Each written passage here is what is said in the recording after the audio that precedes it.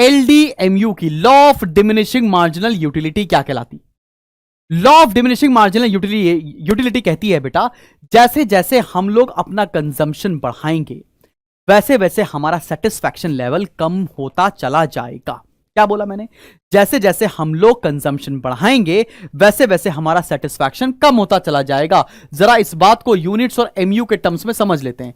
Units लिखिए 0 1 2 3 4 5 6, ठीक है ना? तो हमारा एमयू कितना हो गया? डैश, फिर आ गया था पुराना वाला, लिख रहा हूं 10 7 4 1 0 -3 1 0 -3। अभी हम लोगों ने यही लिखा था, एमयू का फॉर्मेट, यही शेड्यूल लिखा था। अब देखो क्या कर रहे हैं, अब एक डायग्राम के थ्रू भी देख लेते हैं। ये मैंने अब एमयू का डायग्राम भी बनाया। क्या बोल रहा हूं मैं? जैसे जैसे यूनिट्स बढ़ती जाएंगी एमयू फॉल होता चला जाएगा, कीपिंग अदर फैक्टर्स कांस्टेंट। ठीक है, बात समझ में आई? Law of diminishing marginal utility क्या होता है? Law of diminishing marginal utility सबको समझ में आया? जैसे जैसे यूनिट्स हम लोग कंज्यूम करते चले जाएंगे वैसे वैसे एमयू कम होता चला जाएगा।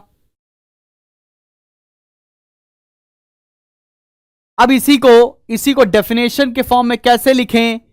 तो पहला पॉइंट आ गया, keeping other factors constant, keeping other factors constant, बाकी सारे फैक्टर्स को कांस्टेंट रखो। तो क्या हो जाएगा? The utility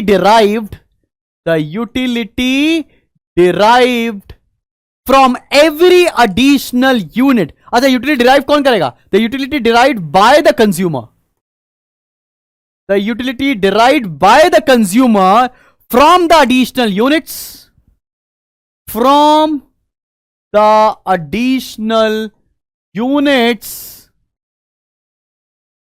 goes on decreasing, अंग्रेजी में लिख सकते हो। ऐसा पॉइंट आ गया। Law of diminishing marginal utility क्या होता है? तो ये 4 पॉइंट कीवर्ड याद रखना अपने दिमाग में कि पहला, अदर फैक्टर्स को कांस्टेंट करते हैं, utility derived by the consumer from an additional unit goes on decreasing. जैसे जैसे कोई कंज्यूमर अगर यूनिट्स कंज्यूम करेगा तो जितनी भी यूटिलिटी वो डिराइव कर रहा है वो धीरे धीरे कम होती चली जाएंगी। यही मैं बोल रहा हूं। आई होप समझ में आ गया होगा। अब इसके कुछ अजम्पशन भी है मेरे बेटा। हर लॉ कुछ अजम्पशन पर बेस्ड होता है, हर लॉ कोई ना कोई अजम्पशन के ऊपर बेस्ड होता है। तो यहां पर अजम्पशन क्या है? Consumer should be rational, consumer should be rational, पागल नहीं होना चाहिए, ठीक ठाक आदमी होना चाहिए। कमोडिटी शुड बी होमोजीनियस, जो आप कमोडिटीज कंज्यूम कर रहा है शुड बी होमोजीनियस।